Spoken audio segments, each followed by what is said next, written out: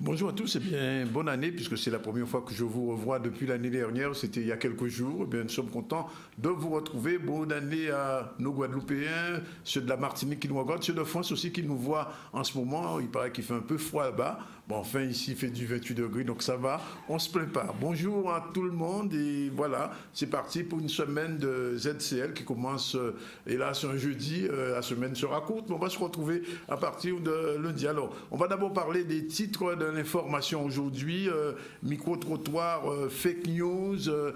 Hier, dans son discours, M. Macron a parlé des fake news. Une loi même va intervenir. On va savoir ce que pensent les Guadeloupéens de ces fake news.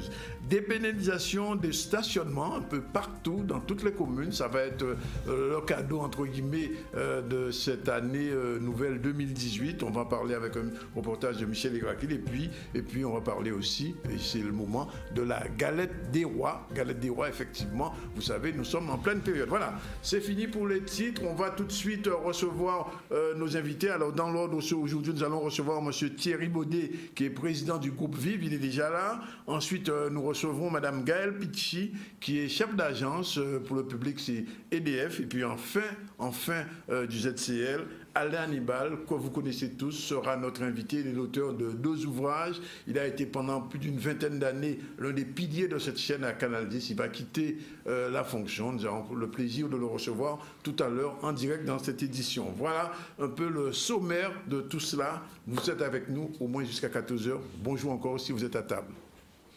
Voilà, alors je vous disais, on reçoit Monsieur Thierry Baudet, président du groupe Vive. C'est la première, il faut le dire, c'est la première mutuelle de France aujourd'hui. C'est, comme on dit, c'est un mastodonte réellement qui vient de s'installer dans le paysage mutualiste français et guadeloupéen, puisque la mutuelle de Margaillard a été l'une des cofondatrices de cette grosse mutuelle. Thierry Baudet, bonjour. Bonjour. Alors, première question toute simple, pourquoi Vive? Pourquoi ça s'appelle Vive?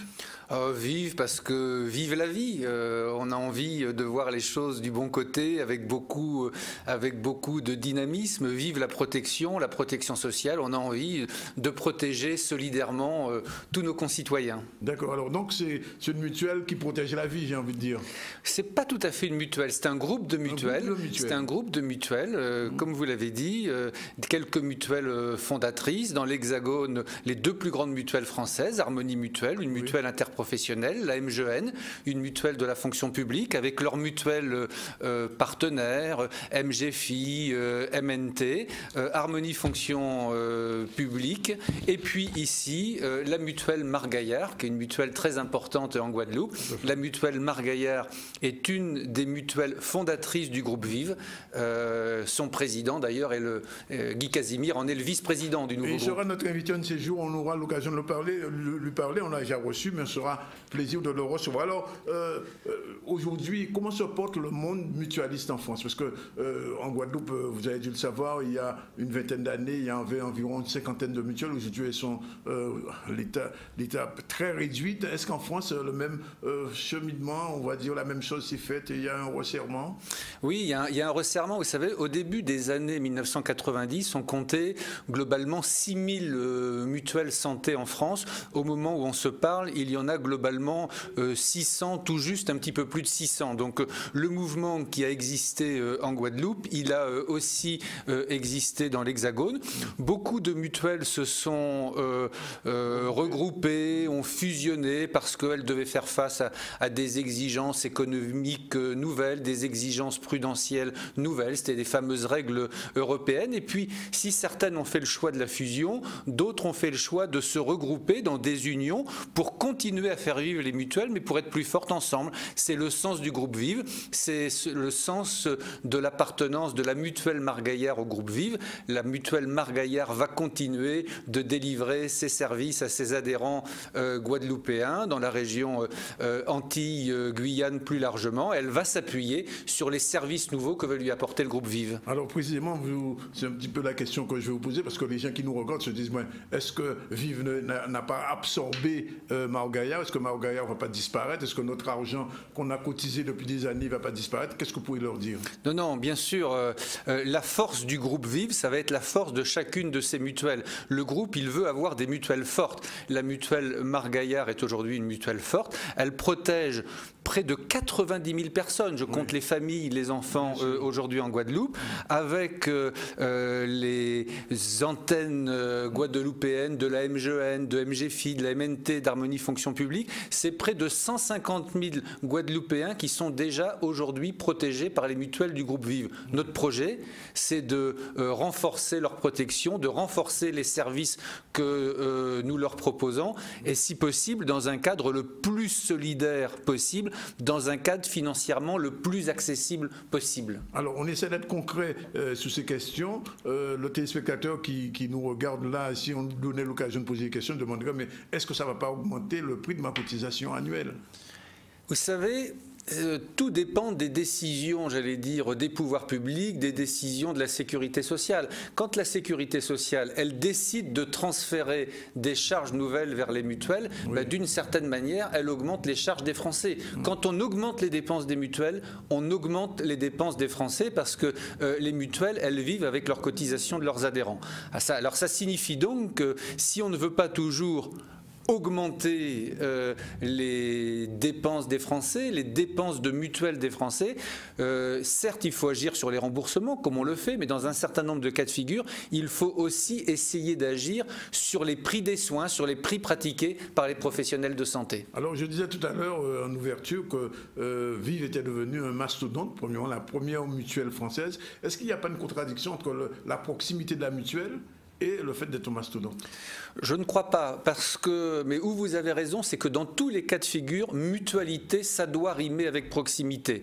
Donc tout l'enjeu d'un groupe comme le nôtre, comme le groupe Vive, c'est de gagner en taille sans perdre en proximité. Mais vous savez, la mutuelle Margaillard, elle a une dizaine d'implantations de proximité aujourd'hui en Guadeloupe, parce que on est attaché à la proximité humaine, et la mutuelle Margaillard, dans le groupe Vive, elle aura toujours demain sa dizaine d'implantations locales. On veut conforter la relation avec nos adhérents dans la proximité. Alors, pour revenir à ce que vous disiez tout à l'heure, le gouvernement français a décidé, depuis l'arrivée de M. Macron, d'aller vers un remboursement, on va dire, un petit peu plus large des frais dentaires, des frais d'optique. Alors, dans cette perspective, comment situe Vive? Qu'est-ce que vous proposez aux gens quand ils iront chez leur lunetier? Est-ce qu'ils auront à payer beaucoup plus ou beaucoup moins pour les soins dentaires qui sont, vous savez très bien, des soins qui sont, entre guillemets, mal remboursés? Qu'est-ce qui va se passer?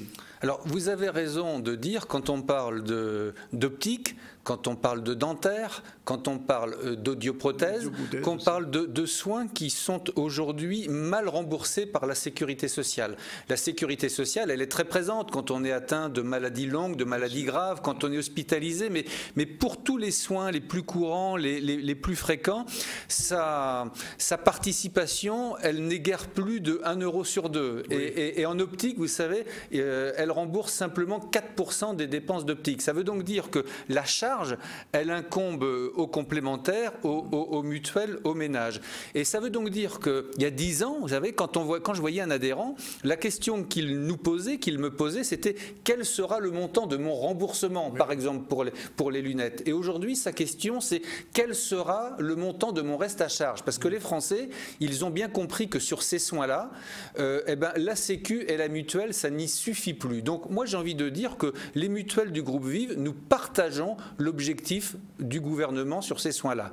Il faudrait réussir à, j'allais dire, redonner force à la promesse mutualiste. Il faudrait que tous les Français puissent accéder à des soins nécessaires, de qualité, sans débourser d'autres sommes que leur cotisation à la Sécu et à leur mutuelle. Et aujourd'hui, dans un certain nombre de cas de figure, c'est plus le cas. Donc, il faut s'attaquer à ce sujet-là. C'est l'objectif 2022 de Macron, c'est ce qu'il promet. C'est ce qu'il promet à l'horizon du quinquennat. Moi, il me semble que sur un certain nombre de sujets, on peut peut-être aller un peu plus vite, notamment, par exemple, en matière d'optique. Alors, concrètement, ça voudrait dire quoi? Je sais pas, moi, pour ma monture et mes verres, je dépense 1200 €. Alors, je voudrais dire que je pourrais, mon reste à payer, ce serait combien sur les 1200 €?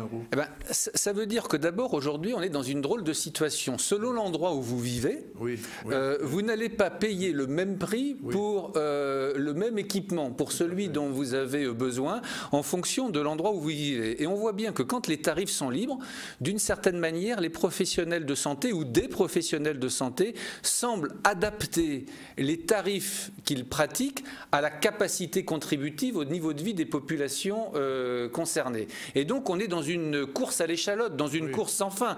Plus vous augmentez vos remboursements, plus les tarifs eux-mêmes augmentent et ça ne change rien pour les Français. Donc ce qu'il faut, c'est pouvoir certes agir sur les remboursements, de meilleurs remboursements de la Sécu, des bons remboursements des mutuelles, mais il faut aussi pouvoir agir sur les prix pratiqués. Il faut donc que tout le monde se mette autour de la table et il faudra bien, si on veut aller dans l'objectif du reste à charge zéro promis par le président de la République Emmanuel Macron, il faudra bien pouvoir s'accorder sur des paniers de soins nécessaires de qualité et il faudra s'accorder sur des tarifs plafonds. Sans ça, nous n'y parviendrons pas. Et ça, quand vous êtes le premier groupe mutualiste français aujourd'hui, la première, j'ai envie de dire, entreprise mutuelle pour aller vite, vous pouvez peser sur le gouvernement? Vous avez le poids qu'il faut aujourd'hui pour être écouté au moins? Écoutez, pour ce qui me concerne, j'ai eu l'occasion, avant de venir en Guadeloupe, c'est en toute fin 2017, d'échanger longuement avec la ministre de la Santé sur ces sujets-là. Il semble qu'on partage les analyses. Moi, ce que je lui ai dit, c'est que ce n'était pas uniquement une question de mutuelle. C'est pas uniquement une question de remboursement. Si j'augmente mes remboursements et si dans le même temps les prix continuent d'augmenter, ça ne changera rien pour les Français, ça ne changera rien pour les adhérents. Donc, il faut absolument mettre tout le monde autour de la table, les opticiens, les chirurgiens dentistes, les audioprothésistes, parce qu'il va aussi falloir qu'on s'accorde sur un certain nombre de tarifs. Il n'y a que comme ça qu'on pourra y parvenir. Ça va être une dure bataille. Ça va être une dure bataille, mais je pense que, nous y avons tous intérêt, et les professionnels de santé, s'ils ont choisi ce métier, je suis convaincu que c'est aussi pour que les Français puissent se soigner. Ils ont envie que les gens aient accès à des soins de qualité, à des équipements de qualité, et c'est vrai que ça va être une rude bataille, mais on n'a pas le choix, il faut le faire. Si on ne le fait pas, on aura définitivement demain une médecine à deux vitesses. On accepterait l'idée dans notre pays que seulement ceux qui ont les moyens seraient en capacité de se payer et puis que les autres y verraient plus tard, ce qui n'est pas acceptable. C'est le système américain où la sécurité sociale n'existe pratiquement pas. Alors, autre question qui semble importante, quand on est le premier groupe mutualiste français, on ne peut pas échapper au choc du numérique. Alors, est-ce que dans ce domaine-là, vous pensez utiliser les nouveaux outils qui existent? Vous savez, tout le monde a un portable, tout le monde a une tablette, la télévision, on vous voit en ce moment un peu partout en Guadeloupe, je vous l'ai dit, même en France. Alors, qu'est-ce que vous proposez à ce niveau-là, du point de vue du numérique, des nouvelles technologies, ce qu'on appelle les nouvelles, enfin, elles ne sont plus tellement nouvelles, des technologies numériques? Alors, moi, je crois beaucoup au numérique, je crois beaucoup aux nouvelles technologies. Et j'ajoute aussitôt, pas pour remplacer la relation humaine. La relation humaine, elle sera toujours indispensable. Les mutualistes de la Marc Gaillard, de la MGN, de MGFI, de la MNT, d'Harmonie Fonction Publique, ils veulent voir physiquement leurs représentants, leurs conseillers mutualistes. Les Français, quand ils se soignent, ils veulent voir leurs médecins, ils veulent voir leurs chirurgiens dentistes. Donc le numérique ne remplacera pas l'humain, mais le numérique peut apporter des réponses supplémentaires, peut faciliter les choses. Vous avez parlé du téléphone portable, vous avez parlé des tablettes, d'Internet. Il y a tout un tas de renseignements administratifs qu'on peut aujourd'hui gérer efficacement sans avoir à se déplacer. C'est pour le bénéfice du plus grand monde. Mais je voudrais aussi parler de santé. Je voudrais aussi parler de santé.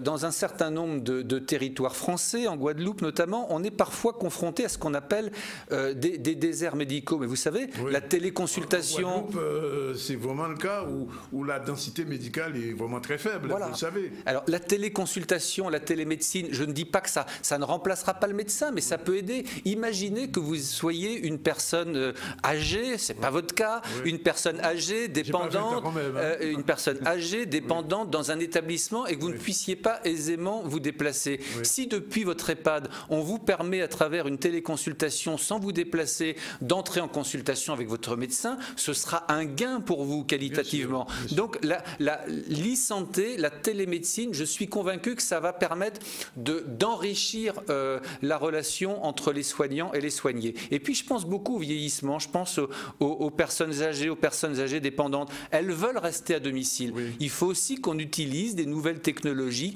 pour essayer de permettre aux personnes de rester plus longtemps chez elles, plus longtemps à domicile, en sécurité, en bonne santé. Donc moi, je n'oppose pas le numérique et la relation humaine. Je dis, on avait déjà la relation humaine, cultivons-la, l'humain, c'est ce qu'il y a de plus important, mais à la relation humaine, ajoutons tout ce que peuvent apporter de positif les nouvelles technologies. Et un groupe comme le groupe Vive, il va investir là-dedans. J'allais vous poser la question, est-ce que Marc-Gaillard, aujourd'hui, les mutualistes qui nous regardent en ce moment, qui sont en Guadeloupe, peuvent attendre ce progrès technologique ici en Guadeloupe bientôt? Oui, bientôt, je l'espère. On vient d'investir collectivement dans des dispositifs de téléconsultation, de télémédecine. On est en train de les expérimenter. J'espère qu'on pourra rapidement les déployer ici en Guadeloupe pour les mutualistes de la Marc-Gaillard et des mutuelles du groupe Vive.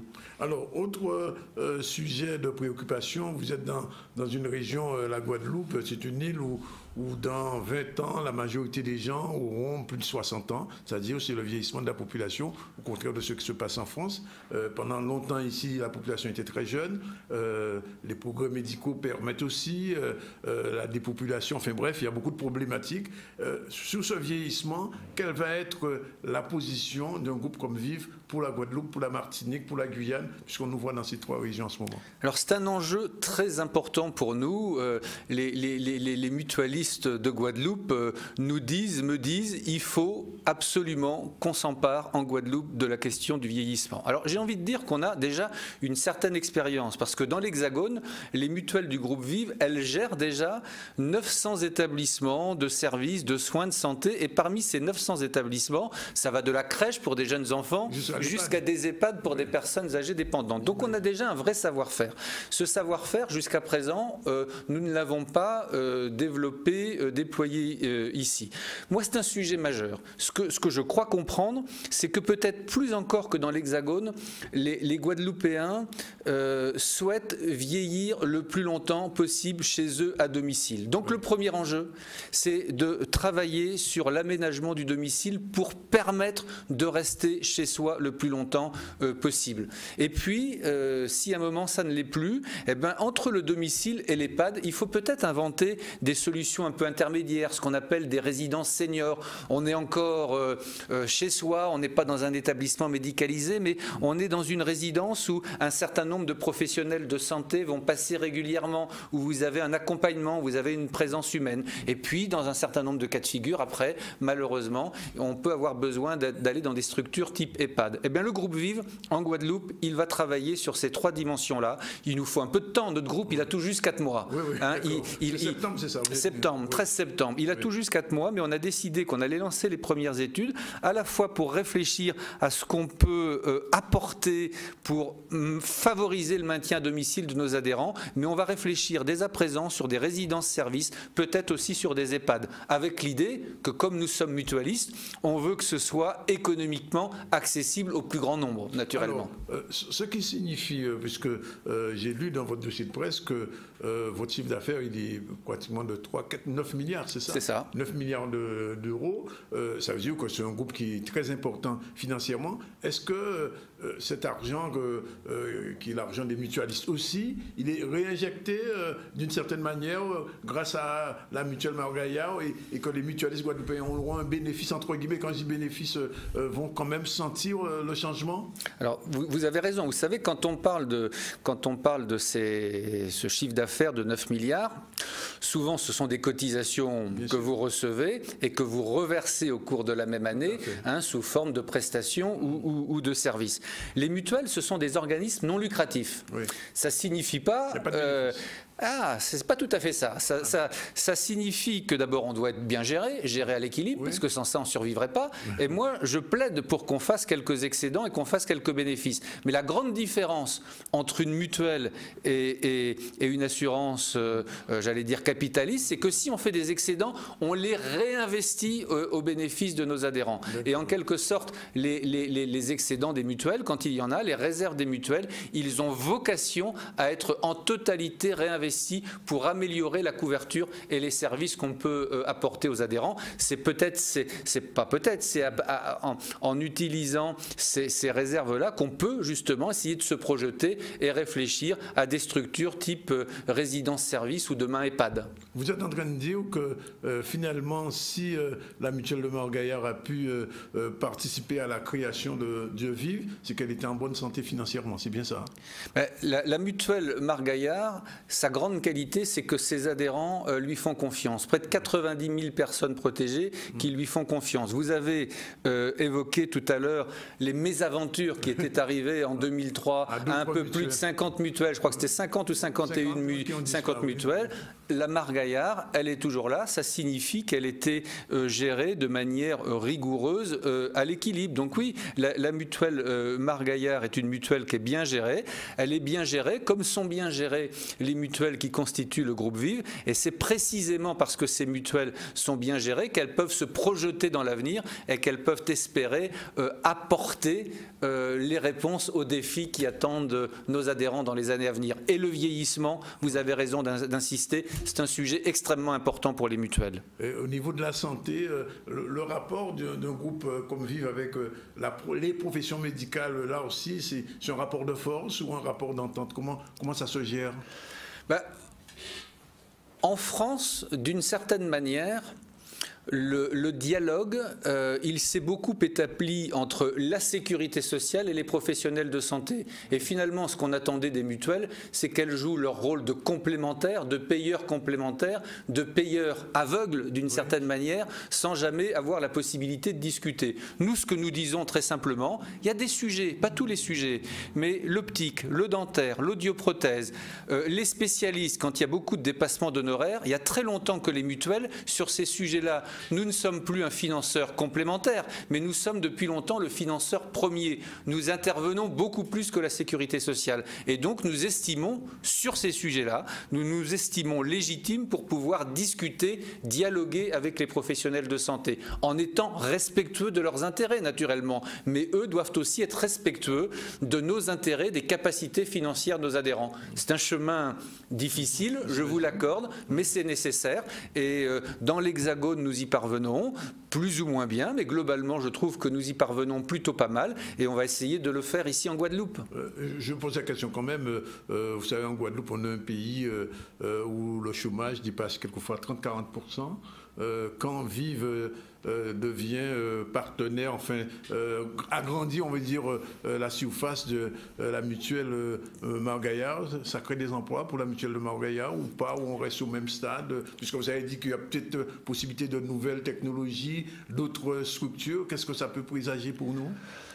Écoutez, c'est difficile de vous répondre. Aujourd'hui, la mutuelle Margaillard en Guadeloupe, c'est une cinquantaine d'emplois.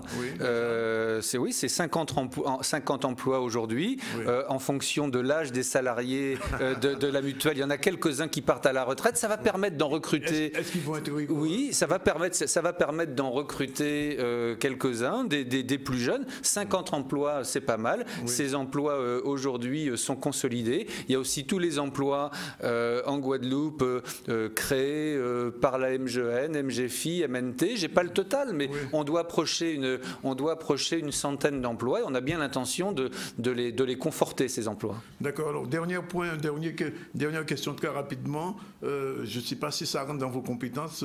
Il y a un autre souci en Guadeloupe, c'est l'exclusion sociale. Parce que vous savez, le chômage, mais ça entraîne aussi d'autres dérives. Est-ce que, sur cette question précise, l'exclusion sociale, une mutuelle comme Vive intervient ou pourrait intervenir?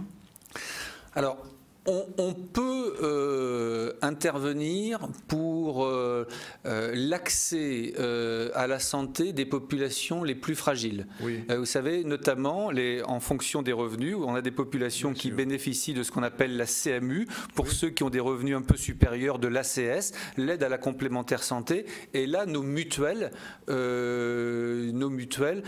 s'attachent à proposer des offres CMU et ACS pour favoriser l'accès aux soins des plus fragiles. C'est là notre sujet majeur. C'est vrai que nous ne sommes pas présents ou insuffisamment présents peut-être sur d'autres sujets. Le logement peut être un facteur d'inclusion ou d'exclusion. On n'est pas même aussi la formation. La formation, naturellement. On n'est pas présent en Guadeloupe, mais je veux que vous sachiez que le groupe Vive, dans l'Hexagone, gère du logement social. Oui. Donc, c'est pas le cœur de métier, mais il se trouve que nous en avons. Et vous avez raison, une mutuelle, elle doit réfléchir solidairement et elle doit essayer d'agir quand c'est dans ses cordes pour essayer de renforcer ce qu'on pourrait appeler la justice sociale. Voilà, nous sommes à la fin de cet entretien, et puis aussi au début de l'année. Un mot pour les Guadeloupéens avant de quitter ce pays? Oui, naturellement, je souhaite une bonne année 2018 aux Guadeloupéens. Notre groupe s'appelle le groupe Vive. Oui. Alors j'ai envie de dire Vive 2018, ou peut-être puis-je dire Quimbered, faut nous vivre. Ah, merci, Quimbered, faut nous vivre. On va se rappeler. En tout cas, merci de l'avoir dit.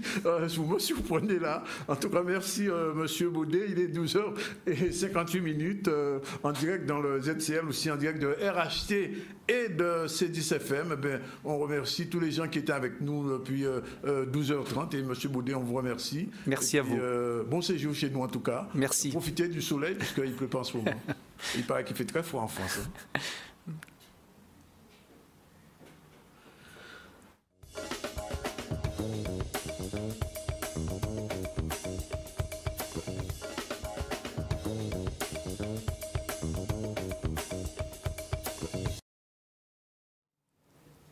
Voilà, retour sur le plateau du ZCL, il est exactement 13h04. Vous êtes en direct du ZCL, bien sûr, sur Canal 10. Je vous redis bonne année. Si vous n'étiez pas là tout à l'heure, vous avez raté quelque chose, mais vous aurez la possibilité de tout revoir sur le www.zcl.tv.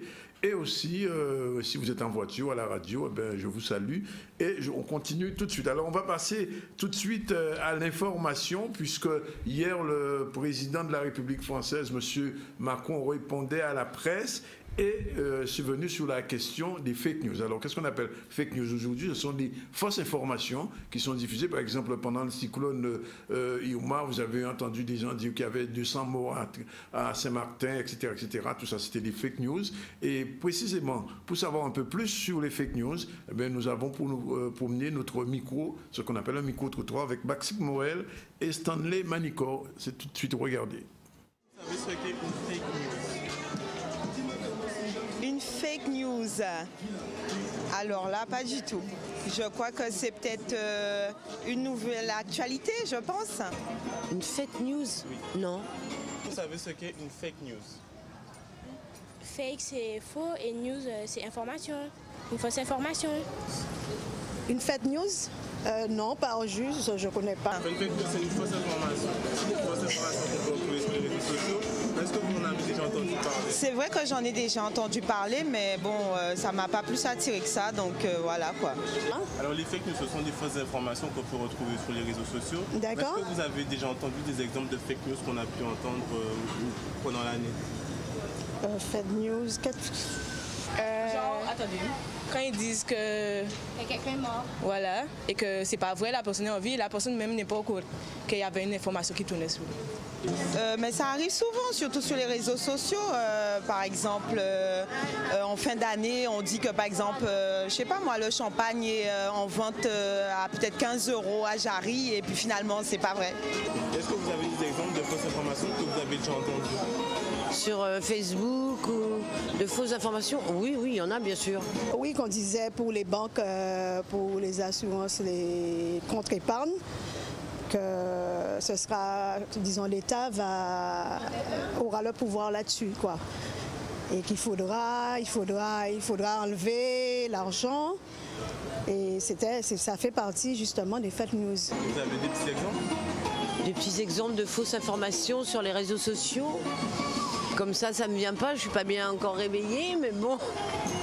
Non, fausses informations, oui, je sais qu'il y en a, mais l'exemple ne me vient pas là. C'est que ça peut avoir quel impact sur les gens? Ben, il ne connaît pas parce que si un jour il tenait amoureux pour de vrai, personne ne va croire. Donc, ouais, c'est pas bien. 13h07 sur le plateau du ZCL, on y retourne et là on va parler de l'EDF puisqu'on reçoit Gaëlle Petit. Bonjour. Bonjour. Vous êtes chargée de clientèle, c'est bien ça? Alors je suis responsable de l'agence clientèle des particuliers à EDF Guadeloupe. Oui, alors c'est quoi exactement votre job? Eh bien, écoutez, c'est gérer les clients, les contrats des clients particuliers, gérer les demandes, les mises en service, les résiliations. Enfin, au quotidien, c'est ce que vous faites? Au quotidien, voilà. Je gère une équipe en contact régulier avec la clientèle des particuliers. C'est ce qu'on appelle la proximité. Exactement. D'ailleurs, nous allons parler. Alors, justement, EDF lance son agence mobile et la première étape, c'est un petit canal. Alors, c'est quoi une agence mobile? Expliquez-nous ça un peu. Alors, Monsieur Zandrounis, je vais être impertinente et je vais vraiment prendre l'occasion qui m'est donnée de souhaiter une excellente année aux téléspectateurs. C'est gratuit. Alors voilà, je voulais en profiter parce que je participe à la première émission de l'année du ZCL. Et puis, donc c'est un vrai honneur. Et c'est ma première télé. Et donc, je suis vraiment, vraiment contente d'être là. Et puis, j'en profite vraiment pour souhaiter une excellente année à tous nos clients. Une année pleine de bonheur, pleine d'amour, pleine de santé, sans coupure, avec une qualité de fourniture au rendez-vous et des services de qualité. Voilà. On l'espère et on le souhaite parce qu'on a passé des moments difficiles. On ne va pas y revenir aujourd'hui. On va en parler une autre fois. Alors là, je vais vous poser la question de savoir, c'est quoi cette agence mobile? C'est une agence qui est sur le téléphone mobile? C'est quoi? Alors, absolument pas. Il ne s'agit pas d'une agence qui est sur le téléphone mobile, quoique nous avons effectivement une application, mais je vais revenir là-dessus. En fait, ça part d'un constat tout simple. L'agence mobile d'EDF part d'un constat qui est simple. Fin d'année 2016, début d'année 2017, nous avons lancé des services. Et effectivement, nous avons vu que notre affluence au physique continuait à être importante. Donc en fait, nous nous sommes dit... Pour s'abonner, il faut venir au minimum à 5 h du matin maintenant. C'est ça, c'est ça. C'est vrai, c'est compliqué. Donc en fait, on a posé la question à nos clients et on leur a demandé, bon, écoutez, qu'est-ce que vous pensez des services d'EDF et dites-nous de quoi vous avez besoin. Et en fait, la réponse a été sans équivoque, ça a été très clair, c'est revenu de façon quasi systématique. Ils nous ont dit, mais vous parlez de services, mais quels services? On ne les connaît pas. Donc d'une part, on ne les connaît pas. Et d'autre part, voilà, ça fait une belle gifle. Et d'autre part, comment on fait pour y aller? Comment on a besoin d'accompagnement? Donc fort de ce constat, ça nous a amené à revoir notre stratégie en matière effectivement de communication et on a défini un plan d'action pour effectivement aller à la rencontre des clients et leur expliquer qu'est-ce qu'on mettait en œuvre et pourquoi on le mettait en œuvre. Donc pour revenir sur l'agence mobile, mobile c'est une innovation qui est née de la clientèle. C'est un agent du service clientèle qui a émis l'idée effectivement qu'on aille à la rencontre sur le territoire. Vous vous déplacez, c'est ça? Exactement. Donc en fait, nous avons un partenariat avec la région Guadeloupe qui met à disposition un cyberbus. Donc d'ailleurs, j'en profite pour les remercier parce que c'est une initiative formidable. C'est un bus qui est équipé de matériel informatique, de climatisation, avec tout le confort qui nous permet de recevoir des clients. Et en fait, l'idée vraiment, c'est que nous puissions aller à la rencontre des clients, déjà pour promotionner nos services, mais pour accompagner de façon j'allais dire concrète, tout à fait concrète. Exactement. Alors donne-moi un exemple. Ça veut dire que si par exemple, je sais pas moi, ma mère est très âgée, elle peut pas se déplacer pour payer sa facture et elle ne sait pas utiliser les cartes bleues ni le paiement en ligne, vous pouvez venir récupérer l'argent, c'est ça? Alors non, nous n'allons pas venir, non, et nous n'allons pas le faire. Nous allons certainement prendre contact avec votre mère ou elle va peut-être le faire avec nous et nous allons mettre des services, nous allons mettre en place un service complètement adapté à sa situation. C'est-à-dire c'est-à-dire une mensualisation, un prélèvement, pour qu'elle n'ait plus jamais besoin de se déplacer. Et nous allons essayer de lui expliquer au mieux les choses. Donc, alors, le service en ligne, alors, c'est quoi? Le service en ligne. Alors, déjà, il faut que je reparte du tout début. Le tout début, c'est que nous avons lancé en 2017 ce qu'on appelle les engagements EDF en Guadeloupe. Nous les avions lancés il y a quelques années, 2-3 ans auparavant, et là, nous les avons remis au goût du jour. Donc, ces engagements EDF, finalement, regroupent 3 principales thématiques. La première, c'est offrir une relation fluide et personnalisée. Donc, qu'est-ce qu'on entend par offrir une relation fluide et personnalisée? C'est finalement mettre à disposition des clients des services digitaux, c'est-à-dire des services qui ne vont pas nécessiter un déplacement en agence, qui ne vont pas nécessiter un appel téléphonique, mais tout simplement un service qui va pouvoir être fait à distance. Donc, depuis chez lui, en toute sécurité, le client peut se connecter sur son espace client, par exemple. Donc, vous allez... Alors, justement, nous allons voir tout à l'heure un petit spot relatif à l'espace client. Donc ça fait partie aussi de la stratégie qui a été modifiée l'année dernière, parce que finalement ce que nous avons fait, c'est que nous avons fait un spot qui est passé à la télévision, qui est passé dans les salles de cinéma, pour expliquer comment fonctionnait l'espace client. Donc sur le www.edf.gp, vous avez un site avec toutes les informations, et là vous allez créer votre espace client. Et à partir de cet espace client, vous allez pouvoir faire tout ce que vous voulez, de la gestion de votre contrat, des demandes, des mises en service. Vous allez pouvoir effectivement payer vos factures, vous allez pouvoir effectuer des relevés de compteurs, enfin tout un tas de possibilités qui vous sont offertes à partir de cet espace client. On va regarder tout de suite ce petit spot. Les tâches administratives vous épuisent? EDF vous simplifie la vie avec de nouveaux services à distance. Consulter, régler votre facture, transmettre votre relevé ou demander un raccordement électrique devient possible où que vous soyez. Rendez-vous sur votre espace client sur edf.gp. D'accord, bien écoutez, j'ai envie de dire quoi, EDF se modernise? Mais c'est tout à fait ça. On est dans l'air du temps. On est dans l'air du temps. Je prends avec mon portable maintenant, je pourrais entrer sur le www.edf, etc. et faire... Tout à fait, mais je vais vous dire encore mieux. Avec votre portable, et ça depuis le mois de juillet, vous pouvez télécharger une application EDF Domicos. Donc ça c'est un peu, si vous voulez, la preuve du premier engagement dont je vous ai parlé, offrir une relation fluide et personnalisée. Ben, vous pouvez télécharger à partir de votre smartphone l'application EDF Domicos. Sur cette application, vous allez retrouver à peu près les mêmes informations. Comment nous joindre en agence, comment effectivement vous payez vos factures, vous pourrez payer vos factures, vous pourrez télécharger vos factures, vous pourrez effectivement communiquer vos relevés d'index, suivre votre consommation, avoir un bilan personnalisé de votre consommation et puis avoir des informations par exemple sur les coupures. Donc depuis... on peut savoir qu'on est coupé... Alors non, des informations sur les infos-travaux, donc sur les coupures dans le cadre des travaux, tout à fait. Donc cette application mobile, depuis le mois de juillet, c'est à peu près...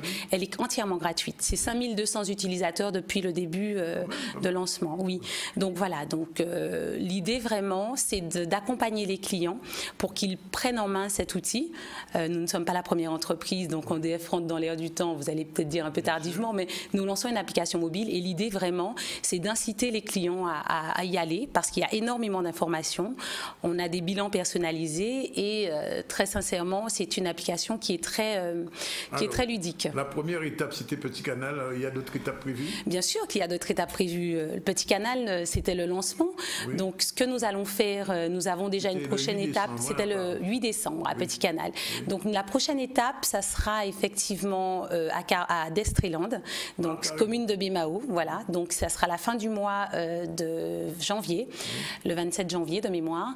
Nous aurons aussi effectivement d'autres sorties. Pendant les îles du Sud, c'est pas prévu? Ah ben, vous nous donnez une excellente idée. Maintenant, le bus, le faire déplacer dans les îles du Sud, ça va être un peu compliqué. Peut-être créer une animation.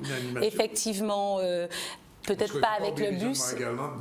Non. Alors, justement, il faut bien savoir que tout ce que nous mettons en œuvre sur le territoire guadeloupéen, la Guadeloupe proprement dite, c'est également mis en place, dupliqué pour les îles du Nord, pour les îles du Sud, pour les Saintes et la Désirade, bien sûr. Je vous pose une question, parce que vous savez qu'on est vu en Martinique en ce moment, est-ce que ce qui existe là, cette agence mobile, ça existe déjà en Martinique? Alors l'agence mobile telle qu'elle est, c'est une innovation du centre de la Guadeloupe. Oui. Donc l'agence mobile... Des jaloux, là. Ah ben ce n'est pas grave, ça va peut-être leur donner de bonnes idées aussi. Parce qu'EDF, c'est vrai que c'est une... Alors nous sommes plusieurs centres effectivement, donc l'application mobile EDF Domicor, c'est bien sûr présente dans tous les autres centres, donc Guadeloupe, Martinique, Guyane, Réunion, Corse, exactement. Donc, mais l'agence mobile est une innovation du terrain, des agents de la Guadeloupe. Bien, Gaël Pitchi, je vous remercie d'être venu.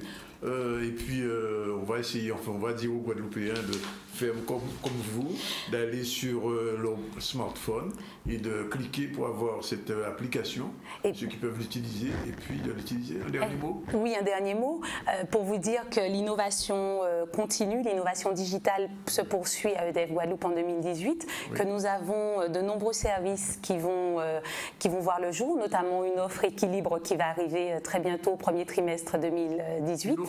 Équilibre. Un nouveau portail qui va permettre effectivement de pouvoir s'auto-comparer à des foyers de composition similaire pour voir effectivement si on consomme bien, qui va nous permettre de mieux gérer et maîtriser notre consommation et pour être facturé au plus juste. Donc voilà, c'est un nouveau service qui arrive, il va y en avoir plein d'autres, mais je ne vais pas gâcher les surprises. Et surtout, je vais vous inviter à nous suivre sur notre site internet www.edf.gp. On a bien noté, Gaël Pitchi. Merci d'être venu. On va continuer. Il est 13h18 avant on va parler de dépénalisation de stationnement. C'est un peu partout maintenant dans les communes. C'est un peu, entre guillemets, le cadeau de la rentrée. Alors, qu'est-ce que ça va être, cette dépénalisation des stationnements dans les communes? Tout de suite, le reportage de Michel Iracli. La dépénalisation des amendes du stationnement payant a été adoptée par la loi de janvier 2014. Les décrets d'application ont suivi en 2015 et elle est devenue obligatoire à partir du 1er janvier 2018. En fait, il s'agit pour cette loi de transformer l'amende pénale qui était de 17 € sur l'ensemble du territoire métropolitain en une redevance d'occupation du domaine public, dont le montant est fixé par le conseil municipal. Donc très concrètement, le conseil municipal de Pointe-à-Pitre s'est réuni effectivement et a délibéré à ce sujet et a établi l'heure, les jours et la durée des différents stationnements. Il a été déterminé un certain nombre de zones. Une première zone qui comprend ce qu'on peut appeler l'hypercentre. L'hypercentre qui va du boulevard Anne-Chanzy jusqu'à la rue Achille Rouet-des-Bois-Neufs, à l'est délimité par la rue Bébian et à l'ouest par les quais. La deuxième zone, celle qui encercle la première zone, à savoir tous les quais, l'ensemble des quais, la rue Bébian, tout le boulevard Légitimus et c'est les parkings attenants. Les parkings attenants qui veut dire parking Rimines-Souta, le parking du Silo. Et en fait, il y a une troisième zone, on peut parler de la zone non payante. La troisième zone, qui est tout ce qui comprend l'oricis, tout ce qui comprend l'assainissement, tout ce qui comprend Mortenol, tout ce qui comprend les faubourgs, la sortie sud-est, le stationnement à ces endroits est non payant. Donc c'est pour ça qu'on parle de trois zones. Une zone 1, hypercentre, où il faut beau, cher, etc. La zone 2 qui encercle l'hypercentre. Et la troisième zone non payante. À cet effet, il y a des tarifs qui sont différents selon qu'on se situe dans la première zone ou la deuxième zone. Donc, et également, sur la chose sur laquelle il faut insister, il y a un abonnement pour les résidents. Parce que monsieur tout le monde qui vient à Pointe-à-Pitre, qui veut un abonnement, va payer 60 € au mois. Tandis que les résidents et tous ceux qui travaillent sur le territoire vont payer seulement 20 € par mois pour leur stationnement. Donc ça a été étudié afin de rendre le stationnement dissuasif également pour permettre une rotation de ce stationnement. D'accord, pour libérer les places, pour éviter que les voitures ventouses n'accaparent un certain nombre de places. Et ça permet également aux résidents de trouver leur compte là-dedans également.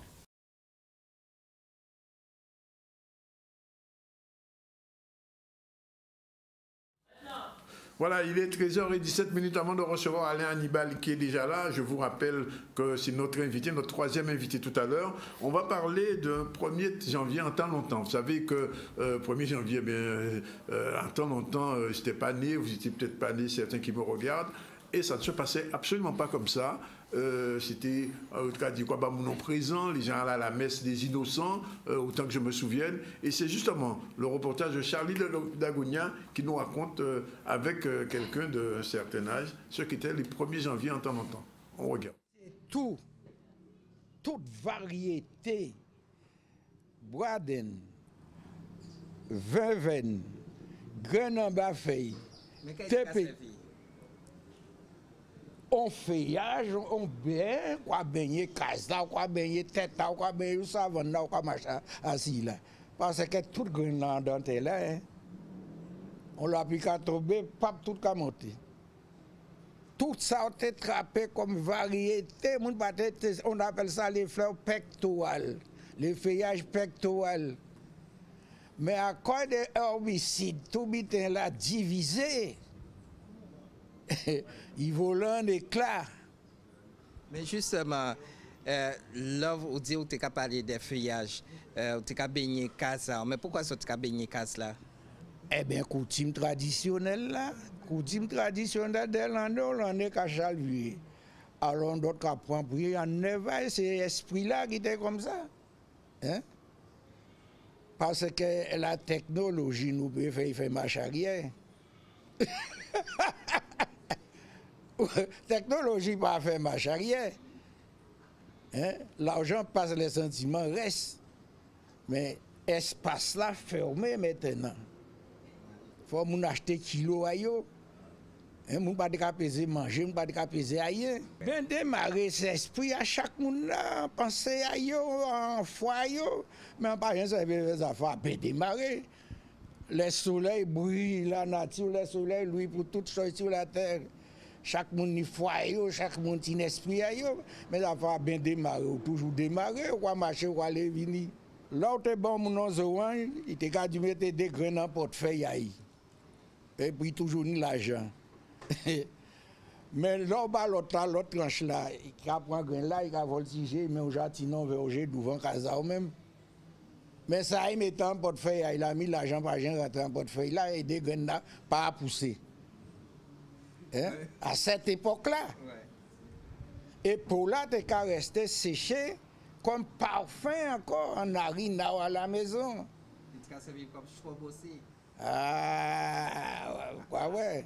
Parce qu'ils ont un oxygène, tout arbre qui a oxygène. Hein? Quand on respire ça dans le narine. Hein? Déjà à cette époque,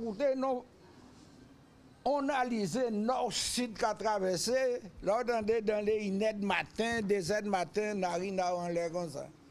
Mais à l'air qu'on respire gaz échappement, gaz toxique. Voilà, 13h24 dans le ZCL en direct de RHT. On salue Jeff Taylor, on lui dit bonne année. RHT aussi C10FM. On leur dit aussi à nos amis de RHT bonne année. À C10FM bonne année. À tous nos auditeurs et téléspectateurs bonne année. Mais c'est l'heure de la pub. On se retrouve tout à l'heure avec Alain Hannibal qui est en direct dans le ZCL. C'est son premier ZCL pour l'année. Ce ne sera peut-être pas le dernier. On vous dira ça tout à l'heure. Tout de suite.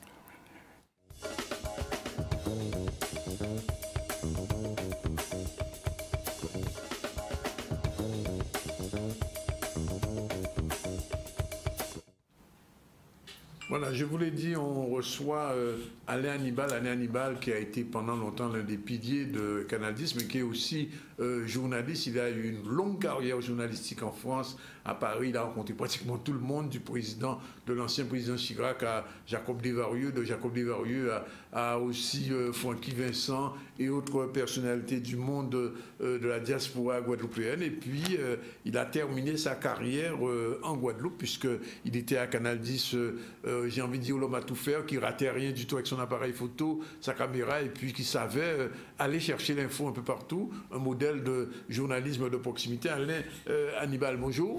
Bonjour, Danick Zanjonis. Merci de me donner d'être votre invité pour cette première édition. C'est tout à fait normal en ce début d'année de vous recevoir, puisque il faut le dire, c'était prévu, cette émission était prévue à la fin de l'année, mais des circonstances particulières n'ont pas permis. Alain Hannibal, j'ai en main votre ouvrage Au cœur de l'action. En fait, ça résume très bien votre parcours journalistique et d'une manière générale, votre parcours. Bien sûr, tout d'abord, mais je vais quand même présenter mes voeux à l'ensemble des téléspectateurs, à nos auditeurs et auditrices de Canal Télévision et CFM, hein, mais aussi à tous mes confrères, mes consoeurs et à toute l'équipe de Canal Télévision que je suis ravi de retrouver. Alors, c'est vrai, Alain Hannibal au cœur de l'action, c'est toute une histoire, c'est toute une vie, c'est 47 ans de métier. Et cet ouvrage d'ailleurs qui s'arrache, hein, puisque c'est aux éditions Nestor, avec c'est une édition particulière, on dit une biographie de mon vivant, c'est très important. Bien sûr, c'est important justement, souvent on rend hommage aux gens déjà morts, mais là vous êtes vivant et cet ouvrage est sorti il y a quelque temps, c'est vrai qu'on en trouve pratiquement plus. Ben, disons que tout simplement réédité, Alain. Hugues Pagési, hein, et M. Willy Nestor qui sont à l'origine de cette biographie. Il faut dire que le journaliste reporter que vous connaissez, Hugues Pagési, me suit depuis Paris, depuis de longues années. Et il y a des histoires de Dom Hebdo, ben oui, Dom Hebdo, vous aussi, hein, vous connaissez, puisque à l'origine, vous voyez, hein, comme vous m'en parlez, hein, voilà, oui, Dom Hebdo, sans complaisance, hein, hommage aussi pour la mémoire de Bruno Béat. Qu'on connaît, André Richol. Oui, connu, il a travaillé à cette maga avec moi un peu. Ah ben voilà, donc en fin de compte, on se retrouve. Il est décédé, Bruno Béat, oui, ça fait un bon moment déjà. Hein, oui, Bruno était, comme on dit, toujours le travail. Bon, maintenant de là-haut, il nous suit aussi, hein, de toutes les façons. Il va écrire un édito sur nous en ce moment, avec sa plume. Alors, Alain, comment êtes-vous entré en journalisme? Alors, très très bonne question. Alors, tout a commencé, il faut dire que c'est dans la famille aussi, hein, puisque au passage, je vous rappelle que j'ai mon cousin Germain, qui n'est plus de ce monde, hein, André Arsenec, et qui était à la Martinique, voilà, Martinique première. À l'époque, c'était le ETF, c'était RFO Martinique. Il a fait aussi à Paris, hein, donc nous sommes dans la lignée. Il faut dire que je suis aussi dans un milieu journalistique, militaire. J'ai commencé au départ avec l'école de la communication, du tourisme, et arrivé à Paris, après avoir fait quelques radios crochets en Martinique dans les années 70-71, j'ai été pigiste ensuite à France Antilles, à Trinité. J'étais donc l'élève, si vous voulez, de Henri Mangataï, que vous avez dû connaître. Hein. Également, voilà.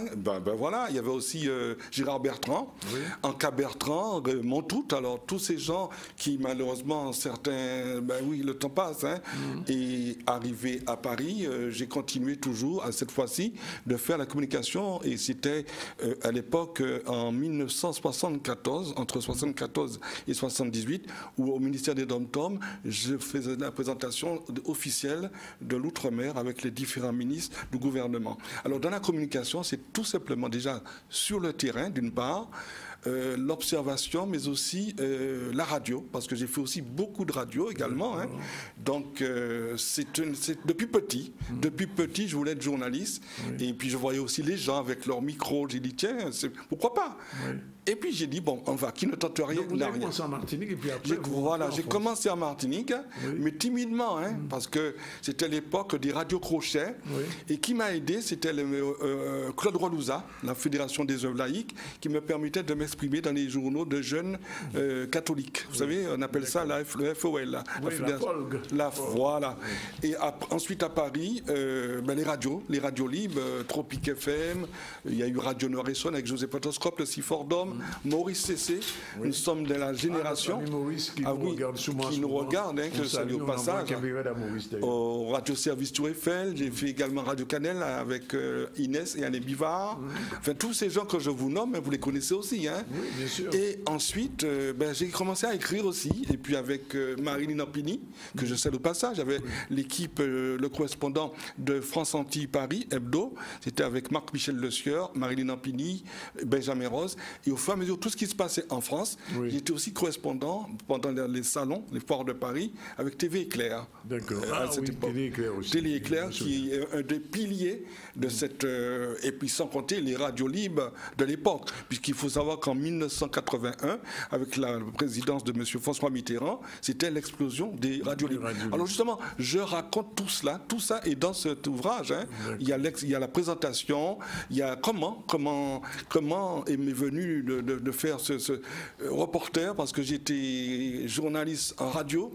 en télévision, mais également en presse écrite. Donc j'ai fait tous ces corps de métier sur le terrain, mais souvent également en bravant le danger, oui, j'imagine. En bravant le danger, parce que les gens me disaient, mais bon, ben oui, c'est bien gentil, mais est-ce que Hannibal, c'est vraiment ton nom? Ça aussi, parlons-en. Dit oui, c'est à cause du film Non, aucun rapport. Aucun rapport, justement. Quoique ça m'a... Bon, ben... Non, c'est le nom de famille. Hein. Oui, non, mais je veux dire que une fois que le film est sorti, les gens se sont dit, ah, Hannibal. Voilà, non, mais j'ai réussi, je suis habitué. Hein. Oui. Mais il faut savoir que Hannibal, avant tout, c'est l'histoire de Carthage. Hein. Les guerres puniques. Ce grand général africain, bien sûr. Alors, en fin de compte, j'ai fait les salons, déjà, le tourisme, la culture, en même temps, recevoir les invités, tout ce qui était le service du protocole du ministère des Dom-Tom avec la Guadeloupe, la Guyane, la Martinique, la Réunion. Allez, combien de ministres des Dom-Tom avez-vous vu si passer? Alors, quelques... On va commencer depuis Olivier Stierne. On va commencer à Olivier Stierne, voilà, parce qu'il y a les photos. Hein. Oui. Alors, j'ai commencé avec, je disais, donc je suis parti en 1974, il y avait Giscard d'Estaing. Le premier ministre que j'ai eu l'occasion de recevoir au stand des Dom-Tom, c'était M. Raymond Barre, qui était le premier ministre, donc originaire de l'île de la Réunion. Après, j'ai eu M. Paul Dijoux. Oui, alors les noms vous reviennent au fur et à mesure. Il y a eu Olivier Stierne. Oui. Ensuite, il y a eu il y a eu M. Jacques Chirac, il y avait aussi. Et puis, c'était l'époque du Bumidum, c'était l'époque de la Mitag. Donc, avec la maison des Antilles qui s'est créée justement au boulevard de Charonne à Paris, j'avais la possibilité justement de côtoyer tous ces gens, aussi bien que dans le milieu du tourisme, le milieu du spectacle, mais aussi tout ce qui concerne les associations. Alors, question, qu'est-ce que vous avez le mieux préféré? Le milieu du show business, le milieu de la politique, au milieu des salons, dans ce que vous couvriez à l'époque quand vous étiez aussi bien à Dom Hebdo que dans les radios? Le salon, les salons. La vitrine de l'outre-mer. Il ne faut pas oublier qu'au départ, je suis de l'outre-mer, de l'école hôtelière. Qui dit hôtelière dit accueil, tourisme, la connaissance. Donc, en fin de compte, d'être le porte-parole du pays d'origine, hein, d'accord, d'une part. Avec les anciens élèves de l'école hôtelière, nous partions à l'étranger, nous faisions toute la Caraïbe. Et lorsqu'on présente la culture, lorsqu'on présente le folklore, on a quelque chose. Et puis il faut savoir que lorsqu'on vit en France, lorsqu'on est né en France, c'est le cas, hein, l'outre-mer pour moi était loin et je voyais la vitrine de vue de loin. Et je me rappelle avec Gladys C, hein, il y avait Outre-mer, Bleu Outre-mer, vous vous rappelez, hein, avec tous les journalistes, on se retrouvait, la compagnie créole, entre autres. Hein. Après il y a eu Cassav, il y a eu... chaque époque, si vous voulez, il y a quelque chose qui me permettait... Malavoie aussi. Malavoie, il y avait la Perfecta, il y avait tous les groupes, et puis aussi la Jamaïque, la Dominique. Donc là-bas, c'était l'époque des vinyles, rappelez-vous, et les radios libres. J'ai même fait la caravane de France Inter avec les Tréteaux de la nuit. Il y avait beaucoup d'émissions. C'était avec Zouk Machine, ça. Avec Zouk Machine, Jocelyne Berrois, Cassav. Il y a tout en fin de compte. Le fait d'être là-bas, ce n'était pas simplement pour montrer du doudouisme. C'est surtout cela qu'on évitait. Il fallait montrer que même dans le froid, je me souviens qu'avant, lorsqu'on recevait des colis de nos parents, c'était la boîte là, avec les francs. Alors, on ne regardait pas ce qui était dans le colis. On prenait le franc senti et on lisait tout ce qui se passait dans le pays. Déjà. Alors, autre chose d'important, c'est que quand je vois un peu votre parcours, honnêtement, Alain Hannibal, est-ce que vous avez un peu de nostalgie aujourd'hui quand vous voyez tout ce que vous avez, qu'on voit dans ce livre avec toutes ces images? Là, je vois avec l'abbé Pierre, d'autres fois avec Gilles Fleureau, Sartana, Simon Jurade, ça c'était à l'Élysée-Montmartre, enfin, tout ça. Autre part, on vous revoit avec Karine Coman qui a été Corinne Coman, Miss France, oui. Est-ce que, quand vous regardez tout ça, vous dites, oh, j'ai fait bien quand même? C'est vrai qu'avec le recul, en fin de compte, lorsqu'on fait quelque chose, on le fait instantanément. D'où ce nom, d'où ce cœur. Tant que le cœur bat, on ne va pas vers le passé, on va en avant. Et comme vous avez dit, non, pas de regret. Le regret, pourquoi? Non, la preuve, puisque ça va faire 20 ans que je suis en Guadeloupe et j'ai toujours ce contact, ce pont avec l'outre-mer, avec mes compatriotes de l'Hexagone, aussi bien Tropique FM, aussi bien l'OM5 TV, toutes les radios libres. Même vous, quand j'étais là-bas, je vous suivais. Je suivais Canal10 depuis là-bas. Donc, en fin de compte, c'est un réseau, une mosaïque. Comme on dit, c'est une continuité. Une continuité. Et au départ, j'avais comme symbole... Je ne disais pas que je suis de la Martinique, je ne suis pas de la Guadeloupe, je ne suis pas de la Guadeloupe, je ne suis pas de la Guyane. Avec Joël Coadin d'ailleurs, hein, qui m'avait fait un article, j'avais un hibiscus. L'hibiscus représentait pour moi l'outre-mer. Oui, tout à fait. Donc la communication. Alors, autre partie de votre parcours, c'est la partie télévision, parce que vous avez été ici l'homme de la télévision, entre parenthèses, j'ai été le parrain de beaucoup. Je le suis toujours, de personnes qui me disent souvent, quand je rencontre, me disent, ah ouais, Alain a été mon parrain. Alors, racontez-moi. Parrain Alain. Oui, mais alors, je suis arrivé à Canal 10 vraiment par le plus simple des hasards, puisque à mon retour avec la famille en 1995, bon, pendant deux ans, il fallait bien s'adapter, se réadapter. Et tout a commencé lorsque je faisais des mini-reportages sur le tour cycliste de la Guadeloupe. Oui. Et c'était avec les confrères que je rencontrais. Mais le moment le plus fort, d'ailleurs, qui est également raconté dans le livre, c'est lorsqu'il y a eu l'accident de Rougeole-Petit-Canal. Oui. Et j'étais en Guadeloupe. Entre Jacques Riner. Voilà. Et en tant que correspondant de Dom Hebdo à l'époque, donc je relayais les infos, mais je faisais un peu, si vous voulez, le principe du téléphone rouge. C'est-à-dire, j'étais, comme on dit, au fil de l'information, à l'affût. Et ici, je téléphonais, je dis voilà, il se passe telle chose. Et bon, il faut dire aussi qu'il y avait ici en Guadeloupe, on me recevait aussi bien dans les radios libres, mais avec ici, à Canal 10, je peux les saluer quand même, Mélina Seymour, Ibo Simon, toutes les personnes qui m'invitaient pour dire je suis rentré au pays, il n'y a pas de problème, Alain. Et un jour, je reçois un appel de Madame Odile Otio, Lisa Rodriguez, qui me dit Monsieur Hannibal, c'est pas Alain, c'est Monsieur Hannibal, est-ce que voilà, mon père désire vous voir, Monsieur Michel Rodriguez? Je dis ben oui, tant qu'à faire. Hein. Et il me dit ben, je vous propose, il a vu la façon de la fougue avec Aletti Manon d'ailleurs, et Laurent Michel, on couvrait l'événement pour le Paris, puisque ici les stations de radio, c'était pas évident. Et quand j'ai fait ce travail de direct pendant 3 jours, parce que c'était assez délicat quand même comme information, hein, et donc elle m'a dit, ben, monsieur Hannibal, oui, pourquoi pas? Bon, ben, j'ai dit, d'accord, oui, tant qu'à faire, hein, parce que je vous rappelle que c'était mon premier métier en Guadeloupe. Je m'en sorti là-bas, là, hein, bon, ben oui, c'est gentil, mais bon. Et j'ai fait donc entre 2001 et 2004, sans complaisance. Tout à fait. Sans complaisance, oui. Vous vous souvenez, c'était comme dans Mebdo. Donc c'était sans complaisance, ça veut dire neutralité, j'observe, j'écoute, j'analyse. Bon, ben on fait. Mais ce sont des émissions où je me permettais de recevoir les gens, je les écoutais, mais en même temps, j'essayais de comprendre, parce que lorsqu'on reste 30 ans en France, c'est pas évident, il faut se battre, il faut s'accrocher. Et de sans complaisance, j'ai eu une autre grille de programmation et en 2005, à partir de 2006, plein feu sur l'actualité, au départ. Hein, plein feu sur l'actualité et toujours en direct, des reportages sur le terrain. Et comment est venue cette histoire de parrain Alain? On va y aller tout de suite. Alors, il y a le carnaval. Et il dit, plein feu. Alors, monsieur Hannibal, Canal 10, Hannibal. Il dit, bon, alors il y en a qui essayaient de déformer. Bon, j'ai dit, bon, j'ai compris, maintenant on va dire plein feu. Et c'est pour ça, le pouce, le plein feu. Alors, d'ailleurs, c'est naturel. Alors, pourquoi le plein feu? D'ailleurs, je vois à l'antenne, hein, l'antenne se pousse, ça veut dire... C'est bon. L'antenne. C'est une antenne, enfin, le positif. Oui. Parce que pourquoi? J'ai fait allusion à mon nom, Hannibal. Hein. Carthage, Rome. Et savez-vous que les gladiateurs, les Romains, lorsqu'on étaient dans les arènes, c'était ça, c'était la chute. Alors dit, moi, c'est pas la chute, ce sera toujours comme ça. Et c'est cette force de conviction qui m'a permis d'avoir cet élan de solidarité. Alors pourquoi parrain Alain?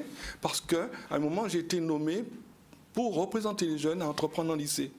C'est-à-dire les former, les aider à s'orienter. Parce que beaucoup de jeunes que je recevais ici, on sentait qu'il y avait, je dirais, de la psychologie, de l'écoute et le dialogue. Et avec les parents, il y a eu des moments très très durs, il y a eu des périodes très dures, et j'étais à leur écoute. J'ai été à leur écoute, et les gens me disent, mais merci, parce qu'ils me disaient merci. Hein.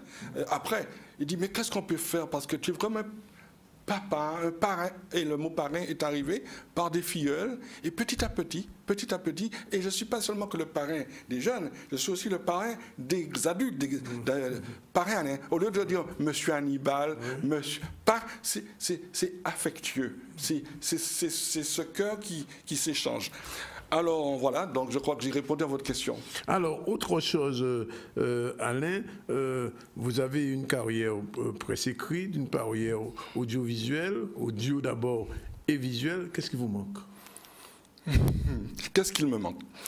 Ben, je touche du bois, La santé, c'est très important. Oui. Parce que c'est important, la santé. En début d'année, dans ce métier. On souhaite des vœux de santé, mais on ne peut pas savoir à quel point, quelquefois, c'est évident de souhaiter la santé à quelqu'un, parce que sans santé, on ne peut pas faire rien. Voilà. Alors, on m'a dit, c'est fini, alors tu es ça. Mais d'ailleurs, les gens n'ont pas compris. Hein, je me permets, vous, au moins, vous avez compris, puisque vous êtes du métier. Hein, voilà, ben oui, bon, c'est une façon de dire, bon, c'est bon. Elle dit, ah bon, je pense, ah bon, si à la retraite, on ne va plus te voir. Elle dit non, je serai là, mais bien sûr avec modération, parce que je suis quand même correspondant quand même. Hein. Oui. J'ai monté mon agence de la société Presse Outre-mer, en relation avec bien sûr les médias de Paris, de l'Hexagone, et aussi en tant que correspondant de 97 langues.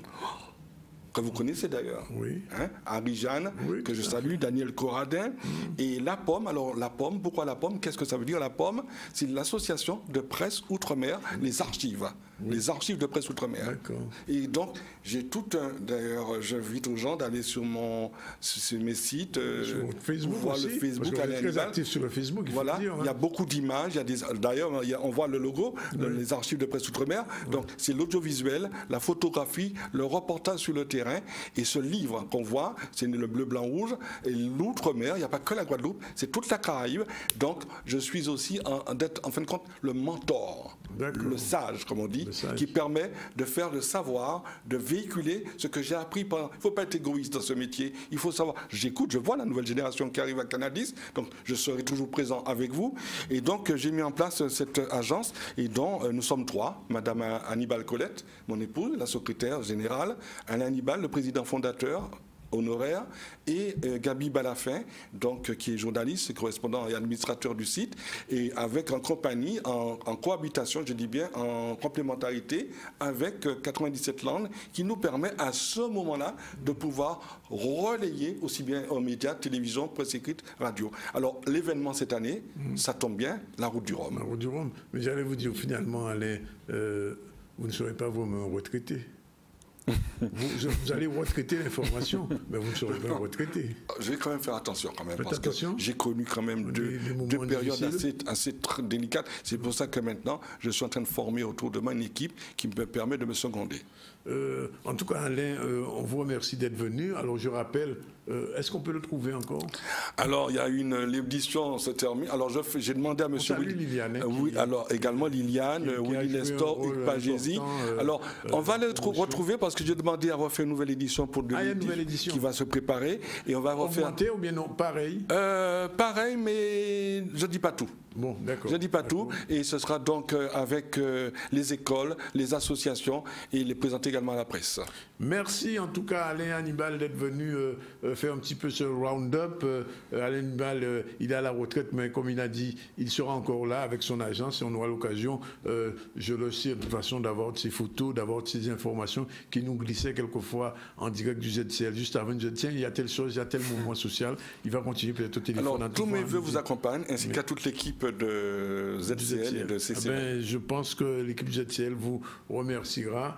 Et on aura l'occasion de vous le dire. Voilà, il est 13h50, un dernier sujet dans ce ZCL un petit peu spécial. C'est le premier de l'année en ce qui nous concerne. Et c'est une série qui va commencer. On va se retrouver demain. Je vous signale que demain, nous recevons Elie Domota, qui viendra en tant que syndicaliste faire un petit peu, lui aussi, un round-up de l'année 2017 et les perspectives de 2018. Donc, soyez au rendez-vous demain à 2h30 en direct dans le ZCL. Là, aujourd'hui, on va terminer avec ce que vous mangez en général quand il y a chaque début d'année, c'est une galette, la galette des rois. Qui j'ai eu quoi faire, qui j'ai eu quoi préparer? C'est un reportage de Michel Héraclite. Aujourd'hui, nous allons parler de la galette des rois, mais pour commencer, nous allons faire une petite leçon d'histoire. Puisque donc au départ, la galette était donc donnée au roi en même temps que les impôts. Donc pour certaines personnes, la galette avait sûrement un petit goût amer puisque c'était donc le jour où il fallait donner donc l'impôt au seigneur. Et par contre, alors les villageois donc se réunissaient et ils mangeaient donc aussi la galette. Mais par contre, pour toute la population, il n'y avait qu'un seul haricot pour tout le monde. Et donc la personne qui avait donc le haricot devenait donc le roi de la population pour la journée. Mais évidemment, les choses ont vraiment donc évolué, puisqu'au départ c'était une simple pâte à pain et maintenant nous faisons donc la galette des rois avec de la pâte feuilletée. Bonjour, nous allons commencer la préparation de la galette. Tout d'abord, j'ai préalablement étalé de la pâte ce matin parce que la pâte feuilletée a besoin d'un sérieux temps de repos. J'ai sorti ma pâte feuilletée du frigo, préalablement étalée ce matin très tôt parce que la pâte feuilletée a besoin de beaucoup de repos. Maintenant, je vais découper mon fond comme ceci. Notre fond de pâte qui a reposé une bonne heure, nous allons commencer la préparation. Donc, un petit peu de dorure sur le bord pour bien qu'elle colle. Voilà, comme ceci. Donc pour ceux qui ne savent pas, la dorure c'est un mélange de jaune d'œuf et d'un petit peu d'eau. Voilà. Donc ensuite, nous avons notre frangipane. Frangipane, donc c'est une crème d'amande, des amandes, du sucre, un peu de farine et des œufs. Ensuite, nous le mélangeons avec un certain pourcentage de crème pâtissière. Donc, nous remplissons notre poche.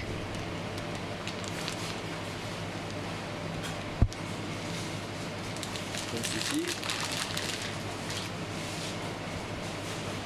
Donc maintenant, nous allons répartir la crème d'amande sur notre fond en partant du milieu.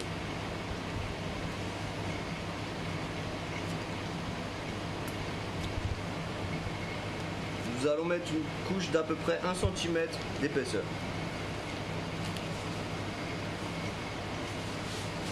Tout en gardant une marge d'à peu près 2 cm en largeur. Comme ceci. Nous n'oublions pas la fève, bien sûr, très important.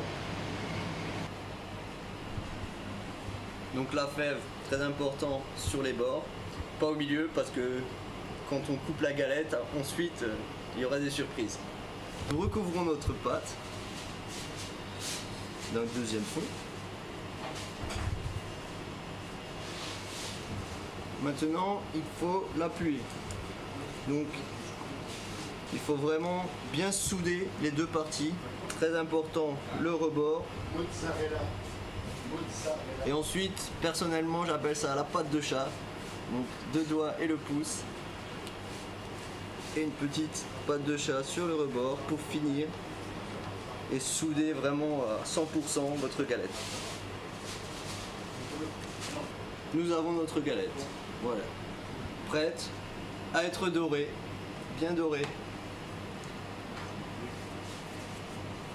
généreusement pour qu'elle soit bien brillante. Maintenant, nous allons passer au décor. Alors, commençons, on va chiqueter les bords. Pour ceux qui ne savent pas, chiqueter, c'est l'opération de rentrer de la pâte vers l'intérieur pour faire ressortir les rebords. Pour avoir justement cette petite forme, ces petites formes arrondies, ces petites alvéoles. Ensuite, je retourne mon couteau avec la pointe du couteau, mais du côté qui ne coupe pas. Nous allons décorer le dessus de la galette. Alors, je pars du milieu, je fais un petit point au milieu, et ensuite c'est un petit coup de main. Ça va tout seul.